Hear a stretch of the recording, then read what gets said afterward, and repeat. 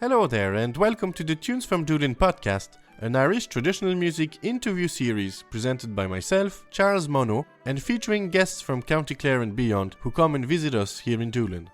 On each episode of the show, we are guided by tunes picked and played by our guests, and we talk about various topics related to traditional music, such as sources of inspiration, repertoire, style, memories, and much, much more. If you'd like to support this podcast and the Tunes From Doolin project in general, you can head over to our Patreon page, patreon.com/tunesfromdoolin, where you can sign up and choose a support level that you can sustain. It doesn't have to be much, even a cup of coffee per month really goes a long way. The link is in the show notes. Thank you so much for your support. Our guest for this episode is Therese McInerney, fiddle player and singer from Miltown Malbay in County Clare, and a radio presenter of The West Wind on Clare FM. Hope you enjoyed the tunes and our chat with Therese, and make sure to stick around till the end of the episode if you'd like to know more about Therese and how to keep up with her music.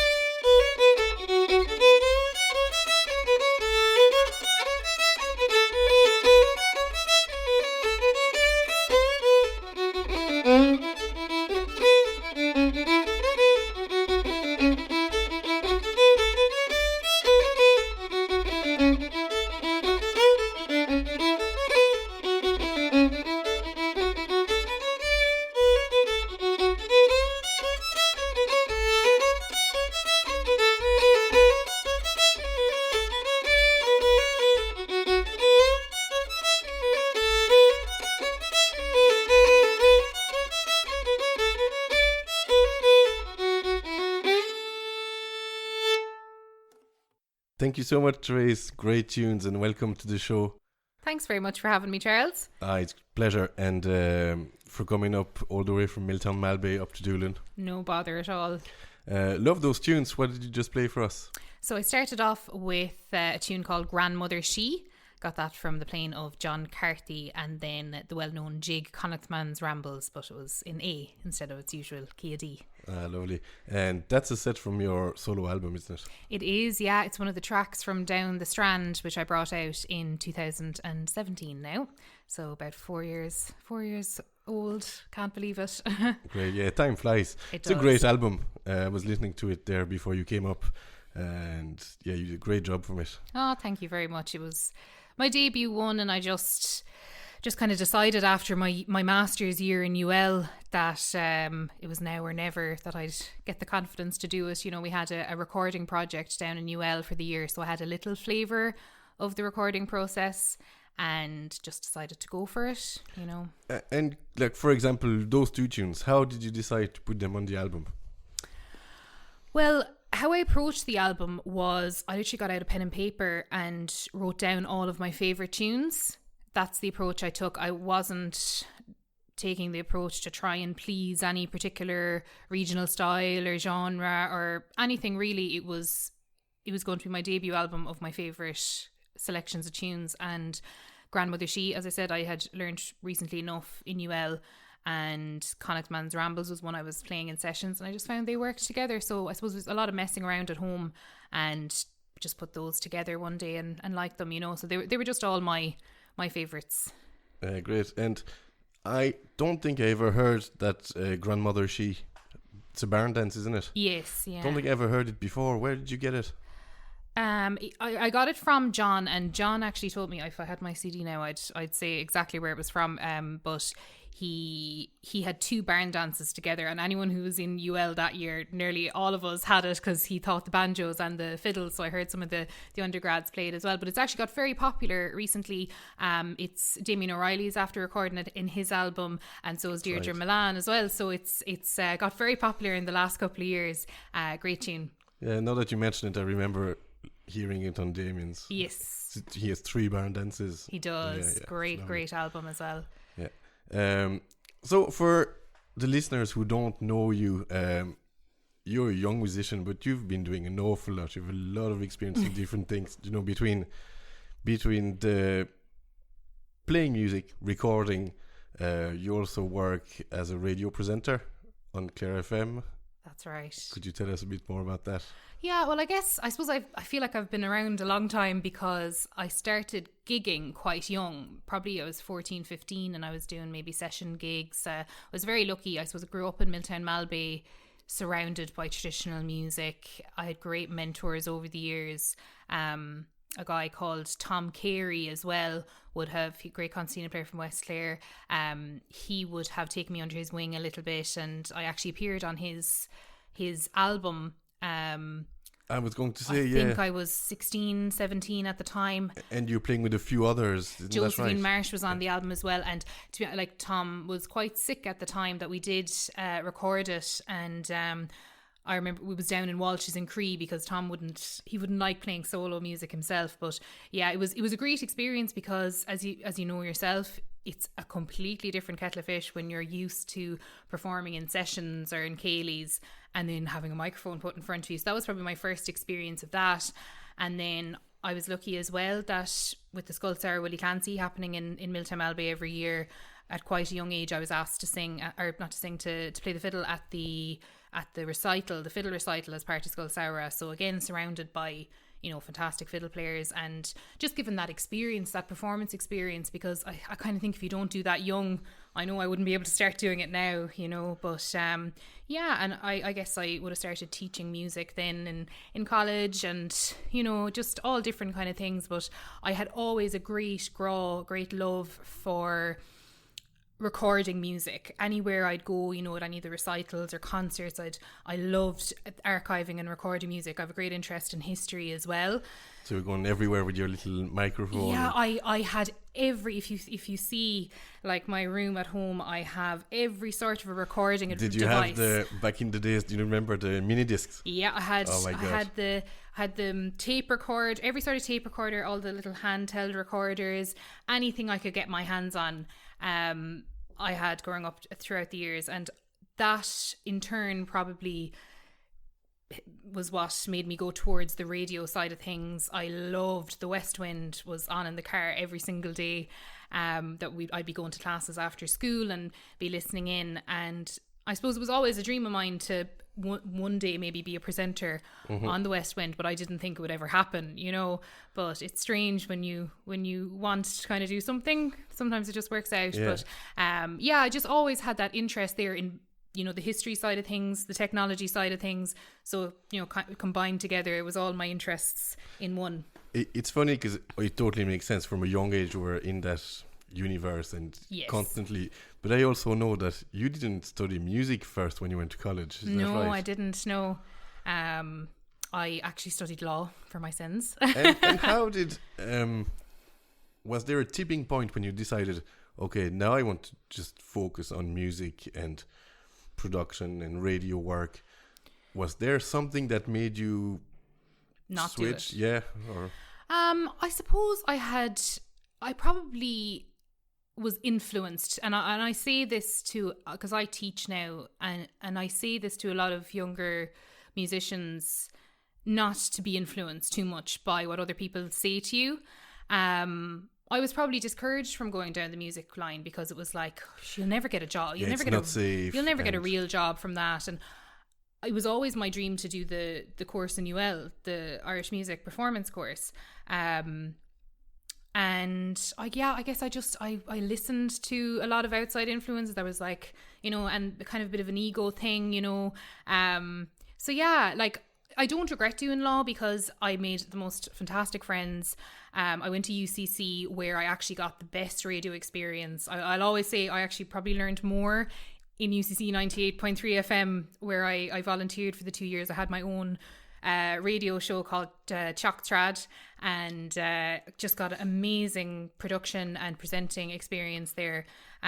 So it was fantastic, and I was part of the Traditional Music Society down there as well, and it was just brilliant because we would invite fantastic musicians down on a Wednesday, and then I would actually interview them for my program. So I just got so much hands-on experience. So I think it doesn't matter what course you do in college, it's kind of what you make of it, really. In a way you went down to try to get away from the trad music world by studying something different.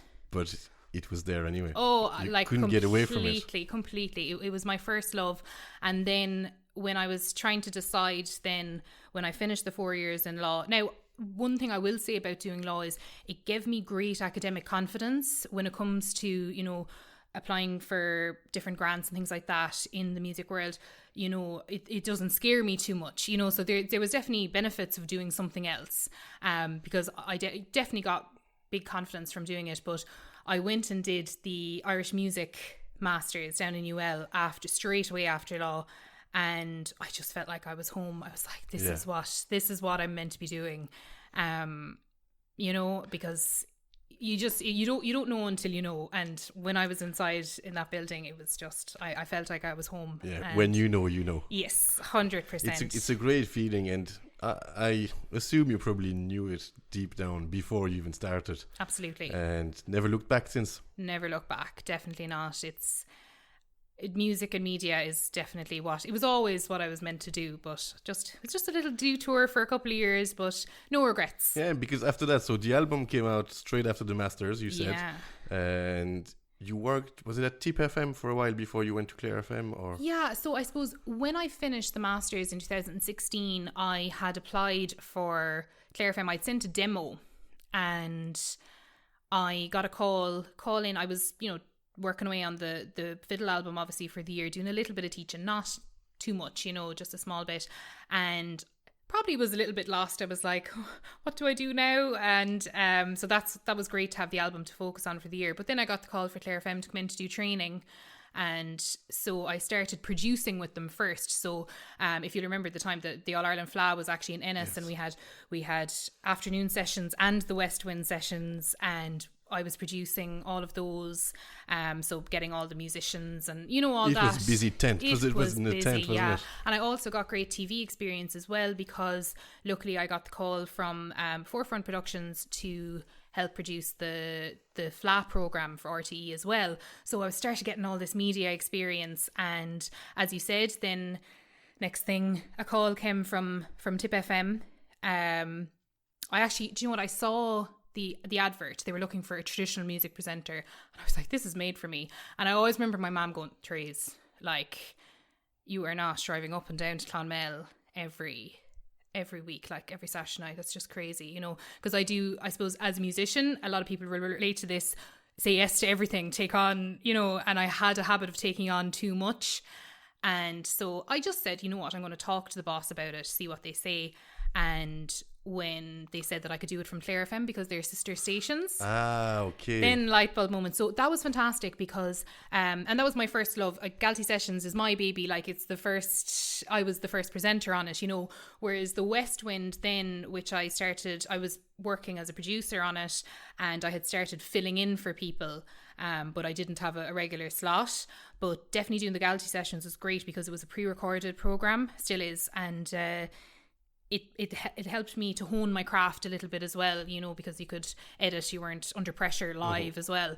So yeah, I feel like everything just happens one after another and gradually, and I suppose I've stopped worrying about what's next because I feel like everything falls into place eventually. Absolutely. But it happened very fast for you because you finished college 2016, you said? That's very fast, in the 4 years. Yeah. I suppose I've always been quite ambitious and, will work hard, and the etiquette was just of the session was just engraved in me at a young age. I waited to be asked, but I kind of had to get over that a little bit because, no one was going to come knocking on my door asking me to be a presenter of the West Wind. I had to send in a demo, had to send in a CV, had to send the emails and just say you're around, so I definitely think luckily I striked that balance in that I wasn't overly pushy, but had to learn, can't just wait to be asked all the time, Absolutely. I'd be always like that as a singer as well. Like I'd say I'm a fiddle player first and foremost and a singer too, but even now to this day, even if it's my gig, I will never sing until someone asks me. I don't know. Serious? I will never be like, okay, I'm going to sing a song now. I just can't do it. I think it's something... People probably ask you to do the gig because you can sing as well. Yeah, probably. But there's something... I grew up playing in a session in the Blondes. It's called in Miltown Malbay, Cleary's pub. And we were... I don't know, it was like our training for sessions. And it was phenomenal, really. But you were always asked. That was just the way it was done. It's like, it's your turn now. And then it'll be, there was just that I don't know if anyone else relates to that, but it's just something that I couldn't possibly. And would you find so you were good at pushing yourself forward for the radio work and all that. Did you manage to do it as well with just the music? I don't know. I still, even to this day, will find it hard. I suppose social media now probably makes things a little bit easier, but I still... I did a podcast last year and I was still so conscious of not bombarding. Like I really try and get that balance of, I don't want to be posting up things every single day. I would try, like if my podcast was coming out on a Friday, I would only post a reminder on the Thursday and that was it, because I just think it's really nice to strike a balance, I know the feeling. Because it's so hard to know. You work hard for everything you do, for you it's your radio program, you did the podcast which was called Tradcast, wasn't it? Yes, it's a great series. We'll talk about that later, I'm sure. But yes, you do have to it's a balance. There's self-consciousness there 100%, because that's the way I feel anyway. If I'm too pushy, I'm afraid it'll drive people away. And it does, because there's something about the trad community, it's a little bit different, I think. But in a nice way too, people are so supportive. Like I think we're so lucky, when I brought out the album, I was petrified. I was so worried, but I was like, if I keep worrying what whoever these imaginary they people are going to think, who don't exist. They exist in our heads, but they don't exist. So that's why I'd say for anyone who wants to bring out an album and is afraid what they will think, there's no they. In the trad world, like even any of the reviews that came out, they were just so kind, and it's not like the pop world or where people are torn to shreds. Yeah. There's no. The competition is not. People are happy when somebody else is doing something out there, bringing out a new album. Totally. They're all happy. The music is alive. Absolutely. And, I think anyone who is pushing traditional music, I just say fair play to them, and I know there's, the poppy side of trad and there's the purists and everything, but I just think that it's such a small community. We just all need to support each other no matter what we're doing, Yeah, no, absolutely. Great community. Before we talk more, would you play another set of tunes for us? I will, yeah. I'll do slow air this time. I don't do a lot of slow air playing, but I suppose I've got into it a little bit more this year. I've been playing a good bit at Innis Cathedral. all the masses and everything like that are online, and so someone approached me and asked me would I sing for the webcam while there was no one allowed in there. And I suppose I've been living in Ennis now for the last 3 years, and I found it a great way of kind of feeling part of the community a little bit. But this is one that I would play fairly often. It's called Bessie the Beauty. Yeah, so Bessie the Beauty is one of your lockdown tunes. Yeah, basically. I actually, would you believe I learned it? Well, I was taught it by Zoe Conway during the master's year, and I never really went back on it, but with lockdown had the time and I started playing it and teaching it, so hopefully it goes okay. Lovely, off you go. Can't wait to hear it.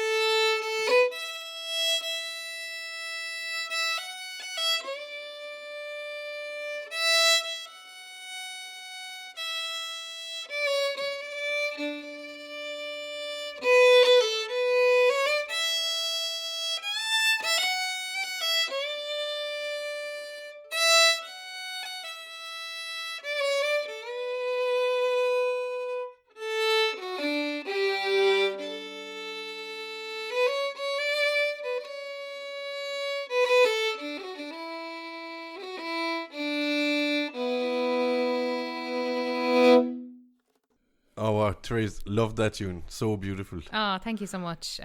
Bessie the Beauty, I think was composed by Jerry Fiddle O'Connor. Okay, and you learned it from Zoe Conway when you were at Duet. That's it, yeah. I love slow airs. Really? Like, I could listen to slow airs for hours. But the funny thing is, I don't play any. I just don't feel I'm not able. And I feel like I'm not able either. Well, you did a great job there. What goes through your head when you're playing it? I guess, it's funny. My experience of playing slow airs comes from Flas, which wasn't an overly pleasant experience, in a competition setting. And I think maybe it might have turned me off for a few years playing them. And then I remember someone telling me, you're a singer, you should understand like the phrasing of a slow air and that kind of thing. So even there, during the second time around, probably I'm always the type that I get into a tune more the second time around. But I'm thinking of the breath. I think of airs in terms of songs, and yeah, that's kind of whenever I'm thinking of the bow, I'm thinking of the breath as well. That's makes sense. And so this is purely an air. There's no song. There's no words to it. No.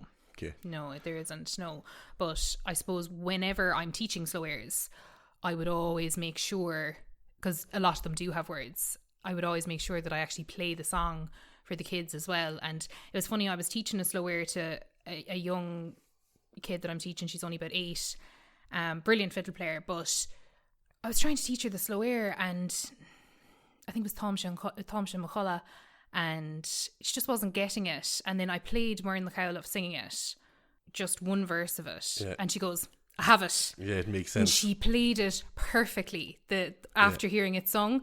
So ever since, that's my go-to. Always listen to the song and listen to the breath and the phrasing. But yeah, I do want to get more into them. I think they're, as you said, I love listening to them, but I've heard a lot of professional musicians say that they just feel they're definitely the biggest tunes in Irish music. They're massive tunes, I think it's because when you play a slow air, it's really putting yourself out there. Like you're there's nowhere to hide. You're naked, and it's only you and the music. There's no distractions. You can't, like, the ornaments, the variations. That's just down to you and your personality. So it's great to hear that you're getting to the stage. Yeah. I'm. You know what? I think in the last year or two, I'm not there yet, but in all elements of my life, like, I'm starting to realize that this seeking perfection doesn't exist.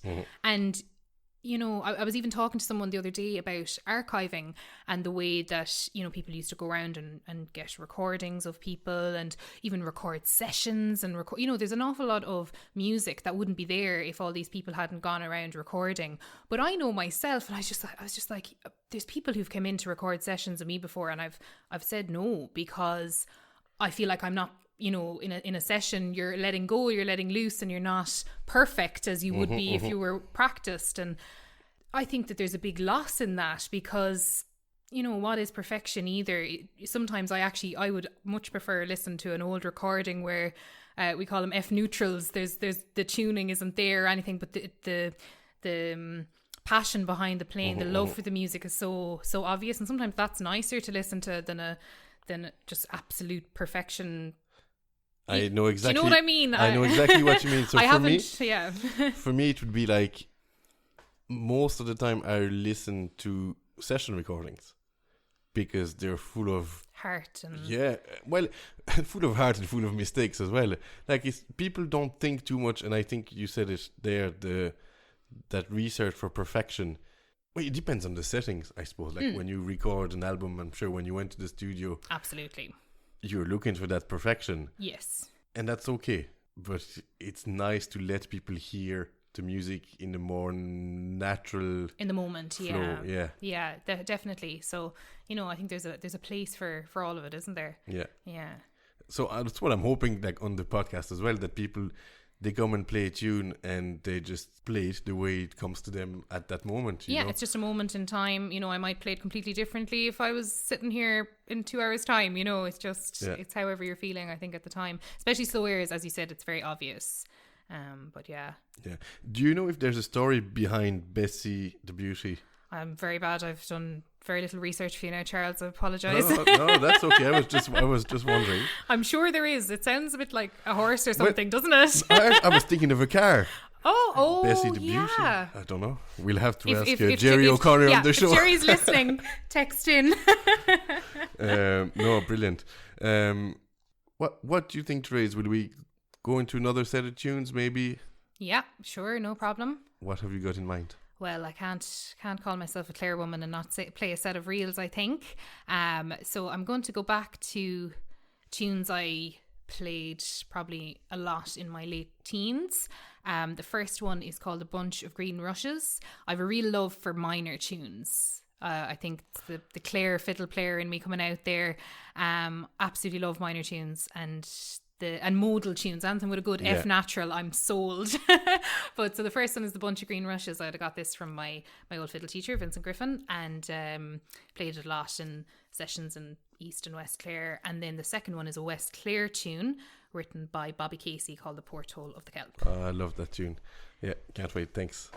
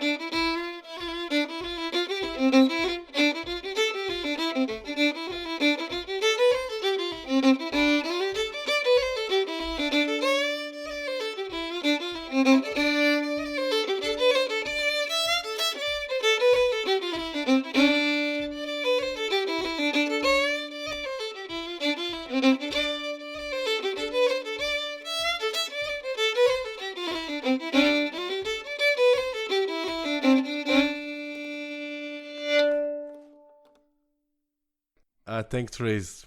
Pure Miltown Malbay there. Yeah, hopefully anyway. Yeah, feeling a bit under pressure there now. I haven't played in front of anyone in a while. You get used to just playing by yourself at home and not used to an audience or microphones or pressure. So, but you know what? It's good for me. So thanks, Charles. You're very welcome. Thanks for the pressure. Anytime. You said you learned the first one from your teacher, Vincent Griffin. Yeah. But Vincent is not from Miltown, is he? No, Vincent is from Fiddle in East Clare. So that's probably, I would have quite a probably East Clare influence on my playing. I would have played a little bit with the Tulla Cayley band. I would always been going over to sessions with Mark Donlan and Martin Hayes whenever he was around, or, you know, in Peppers in Fecal. And Vincent used to have a monthly session with Seamus Bugler as well and Mary Corrie. So was always over and back to East Clare. And I would have played in a Cayley band as well with Pork O'Reilly growing up in a show Cayley band, so would have the maybe Kilfenora North Clare influence there. And then of course I'm a Miltown Malbay woman through and through, and really loved listening, especially, you know, I talked about Skull Sarah Willie Clancy earlier, and really loved listening to the older musicians, the Joe Ryans, the Bobby Caseys. Paddy Canny used to come over. We used to, watch the old recordings of maybe Junior Crehan and those playing, and John Kelly Senior playing at the fiddle recitals and in at the actual fiddle classes in Willie Clancy, and I was just obsessed. I loved the older style fiddle playing, and even when I was in UL, I just loved, researching and looking back on the, ITMA videos of Joe Ryan and all those older musicians. So I really love the Clare fiddle style, and East, West, it's all, I love all of it, yeah. You mentioned East, West, North Clare, and you said you're a Miltown Malbay girl through and through, but at the same time you kind of I think maybe I'm a Clare woman through and through. Yeah. But yeah, I do. I love all the styles. But how did you end up going to Fiddle for fiddle lessons in the first place? Well, Vincent taught in the West County in Ennis. You see, yeah. There isn't that many fiddle teachers in Miltown. Concertina has really taken over West Clare. It really, really has. Up the concertinas. Yeah. But I suppose, in fairness, there's the Concertina Crenew and there's the Concertina Convention. There's huge work being done for the concertina, and even though I'm not living in Miltown Malbay anymore, I still make it my business to go back twice a week to teach there during the school year, because I'm very, very much pro keeping the fiddle alive. There just isn't the same amount of teachers, I suppose, as there was maybe previously. Do you think it comes from the fact that fiddle was probably the main most popular instrument at the Willie Clancy Festival for years? Yeah, and it probably still is. There's about 30 fiddle teachers, still, but I guess, I don't know, I suppose, the fiddle is a hard instrument. Mm-hmm. And I've had this discussion with other fiddle teachers that are friends of mine, and, sometimes it does take 4 years to get a decent sound. It depends on the student. Some people can do it quicker, and depending if you've done another instrument beforehand, there's loads of factors at play. But maybe also it's just because the concertina players and teachers got more organised. Simply, it only takes a couple of people, because the likes of Tim Collins. There's loads of teachers. There's lots and lots of teachers. But yeah, so I teach, I've taught in Miltown Malbay primary school the last 3 years. I'd go in once a week to do group lessons with them, and I'd be slowly trying to encourage a few more fiddles. I'd be always giving out, there's too many concertinas. All I have is concertina and whistles to do group of Keole things with. But the banjo has actually got popular in Miltown now as well, because there's people teaching it, and so it's great. I love a mix. I love when you're doing a group of Keole class, you want to have a mix of instruments. So it's great now. I feel like it is balancing out a little bit, but it's all down to who's teaching in the area, really, isn't it? Yeah, absolutely. We'll go back a bit on the Bobby Casey and Joe Ryan and all them fiddle players, because that tune, the Porthole of the Kelp, is, for me, anytime I hear that tune, obviously he composed it, but it's the sound of Miltown Malbay. And there's maybe one more tune to have the same feeling is Farewell to Miltown by Junior Crehan. Love that tune as well. Those two tunes, they're just, for me, it's, that's West Clare. That's it. There's a bit of a lonesome feel off them, but they're just gorgeous. G minor. Yeah, love it. You said it. You love the minor tunes. I'd be kind of the same, to be honest. What is it that makes them that attractive to you? It's just that feel you get when you hear them and when you listen to them and when you play them. I love, now don't get me wrong, I love the kind of AE tunes, like the real, lively tunes as well. But there's something about, and do you know what? There's something about those minor tunes when you're not in the best of form.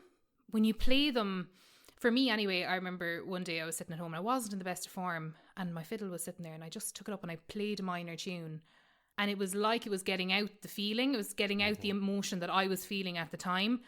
And I felt great after it, So I'm not great with describing feelings and things like that, but I think the music does it for me sometimes, You're doing a great job here, because a lot of people, especially outside of Ireland, they always have that image of Irish dance music, the jigs and the reels, and it's happy out and everybody's dancing and happy. But there's so much more to it. And you can't, definitely. Nobody in any country in the world can be in that good mood and just play the big major happy tunes. Oh, absolutely. And I suppose coming from the singing tradition as well, there's very few happy songs in the singing tradition, unless they're the, you know, the ones that are the funny songs. But, you know, most of them are about, you know, immigration and famine and misfortune and death and love lost and all the hits. They're the big songs, you know. So I suppose, I absolutely love the minor. I think there's a real big place for the minor tunes as well. And like, it's funny you say, oh, you're not in great form, would you be better off listening to something happy? But when you're not in great form, the last thing you want is something overly happy, because it's just not aligned with how you're feeling, you know. Whereas when you actually have something that describes nearly how you're feeling with no words, you know, because it's music, but it helps. And do you think you consciously play tunes according to how you feel? So I'm thinking more in a session, because obviously in a recording you decide which tunes you're going to play in advance, and you have to put yourself in the right mindset, I suppose. But when you're in a session, you can just go and play whatever you want. So would you find that sometimes the atmosphere of a session depends on how you feel, or the tunes that come in the session? Yeah, I guess, well, for me, I think it depends who I'm playing with. You know, I think maybe you have a lot more scope when you're playing, say if I was playing solo fiddle with a backer, you know, then you can play whatever you want. But, you know, if I'm playing with certain set of musicians who might play quite fast or play lively music, I tend to go with whoever I'm playing with. You know, it's different. It does. It depends on the setting, really and truly. Like, I know a group that I play with, and sometimes if the flute player isn't there, we play loads of minor tunes because they hate the minor tunes, and we'll play minor tunes the whole night. And then, you know, it just depends. Yeah, because we associate tunes with certain people. Like But I suppose, do you play much at home, actually? You know, when you don't have to play for anyone, 'cause you do this full time between the radio, the podcast. How often do you pick up the fiddle and just... I wish I could answer you. I'm going to be completely honest. I wish I could say every day. When I was younger, in my teens, like, I was obsessed. I played all day, every day. I was just obsessed with music. And I think when it becomes your job, something switches a little bit in that, and especially when you're teaching a lot of music as well and gigging. Like, when I'm driving home from a gig, well, will that day ever come again? Please God. But I just remember any time I'd be driving home from Doolin, like, the last thing I want to listen to is traditional music. You know, I'll have on, you know, pop or, you know, different. And I've heard people of different genres, because I love musical theatre as well. And I've heard people who were obsessed with musical theatre growing up, and then they became on the West End, or they started working in Broadway, and then they actually just stopped listening to musical theatre and had to listen to something else as an outlet. So I would find that, like, I would listen to a lot of different music now, whereas when I was younger, unless it was trad, it wasn't on, you know. So I do think, and it kind of saddens me in a way, in that obsession of constantly listening to it 24/7, probably. But I think it's probably just natural, maybe. It's probably a good thing to be conscious of it, because you have music in your life all the time anyway. So it's not like you're going to have any withdrawal symptoms. But every now and then you pick up the fiddle, or it might be an event, actually. If there's a birthday party or something that you meet up with friends, you'll just play because you why want not? to. Yeah. And you know what? You actually enjoy it so much more in that setting when you're just playing it because you want to, not because it's a gig, or, you know. But I do find that now I love having a concert coming up, or something that I can arrange music with somebody else. And, you know, I love that kind of having to practice for something feel. It's kind of motivation, maybe a little bit. But definitely when I do pick it up, I'm like, I need to do this more often, you know? And especially now, after the last year and a half and lockdowns and everything, the opportunities for those spontaneous moments where you can just pick up the fiddle and play with friends, going to a festival or whatever. We haven't had those in quite some time. When is the last time you had a few tunes just like that? Well, I suppose at the moment I'm playing a good bit with my friend Marion Curtin, and we've had a few little things on, you know, for, like, say, Skull Sarah Woody Clancy. We had a concert to practice for that, and a few things. So that's probably who I'd be playing most with at the moment. But yeah, it's very few and far between, because I guess I'm the only person in my family that plays as well, on both sides. So, you know, I suppose I'm used to probably, you know, just whipping out the fiddle at home and playing it away myself. But yeah, it's been a while. Playing by ourselves, you know, just with no one else. It's not the same. There's only so much you can do. Yeah. Do you know what I love, actually? And I lived in Prague for a year on Erasmus, and that year I had the fiddle over with me, and something I absolutely love to do is just throw on my iTunes or throw on CDs and just put on the headphones and play along with it. It's probably one of my favourite things to do. That's how I've learned, apart from sessions, just play along, and then you end up going back to old recordings that you used to listen to maybe 10 years ago and play a set like, oh, I love that set, and you... Oh, I need to do that more, actually. I'm just after thinking that now, but that's what I used to do when I wouldn't have the opportunity to play with anyone else. And there's a great feeling, and it's lovely to put on the headphones. You don't have to be listening to yourself either. You're kind of, you know, blending in, so it's lovely. But even thinking about it, like, that could even be like a recording project, not necessarily in a commercial way, but kind of, I'll record my 15 favorite sets from other people. Yeah. And absolutely. what sets would you have in mind if you were going that road? If you put on a track on iTunes to play along with, what would that be? Oh, I suppose it depends on the feel, like what I'd be. I suppose a CD that I was obsessed with, and a lot of fiddle players my age will relate, is Desi Donnelly's Familiar Footsteps fiddle album. Beautiful. Would have been, I probably still know it off by heart, because that's how often it was played along with. I played along with all the Tulla Cayley Band CDs, and it was funny, like when I was younger, I could not keep up with it, but I just kept playing along with them until I could, you know.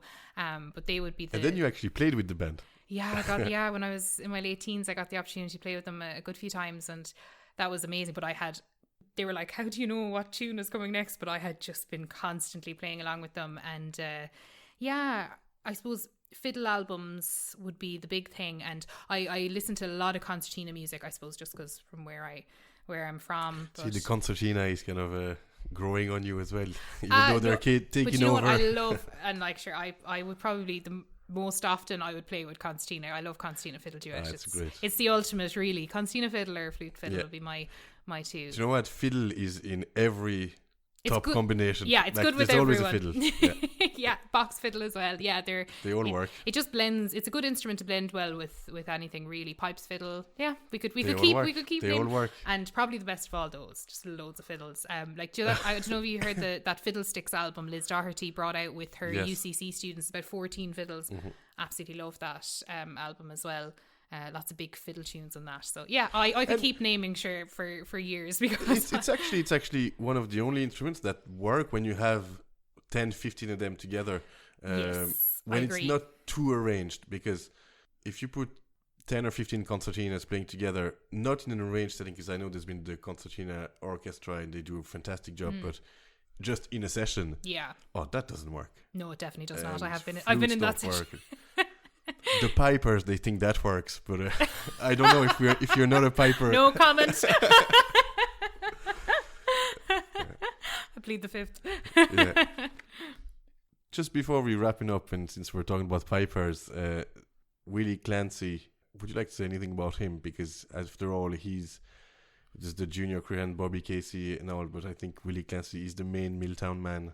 Yeah, well, I suppose what his name has done for our town, even, you know, I would have grown up in a bed and breakfast, and, you know, that week of the year was really huge for all businesses around the town. But even from a music perspective, you know, obviously I would never have met him, but the, you know, stories that I've heard, and I worked for a little while in the Music Makers of West Clare. It's a visitor centre in Miltown Malbay, and you know, there's panels up on the wall all about him, and I would have a big love for the Irish language, and that is something I'd relate to with Willie Clancy as well, because he said if he had to pick between the music and the language, he'd pick the language, because he really believes that there's an importance in understanding the language, which I really do as well. I have huge love for the Irish language, so that's something I would relate to him. But yeah, I guess I love Willie Clancy's tunes as well. I'd be always kind of looking back on the Willie Clancy book to see, how did he play Corny's Coming or whatever tune it is.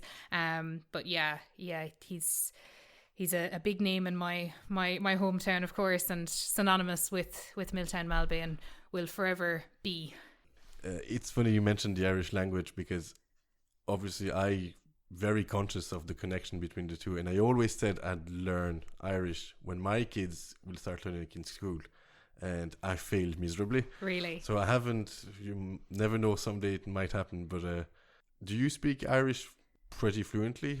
Yeah, would you believe it was another little lockdown project. I've always kept it up as much as I could, but during the lockdown I kind of decided that I was going to really go for it, and I got some books and really started studying it properly, because I think I always had a good bit of neck. Like, I was always well able to talk when, you know, you'd be having Round the Gaelsa interviews during Willie Clancy week or whatever, but I'd be always half mortified listening back to myself because I knew the grammar wasn't perfect, and I know some people will say it's not important, but I'd like for it to be better, you know. I'd like for it to improve. So last September I actually enrolled in UCC again, part-time, to do a HDIP in Irish. I know I never stopped doing courses, but someday I'll stop. But yeah, it was just a couple of modules, but really threw myself into it in the last year, and I feel so much more confident now. Like, I have the worst thing is, though, when you start doing a course in something, you realize how much you don't know as well, so that's a little bit scary too. But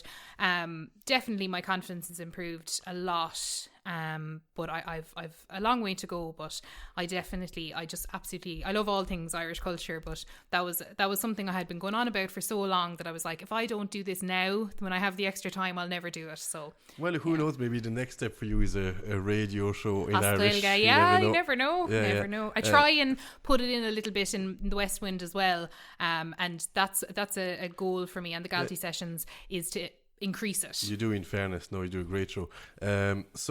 Well, Therese, it's time to wrap up the episode. It was great to have you.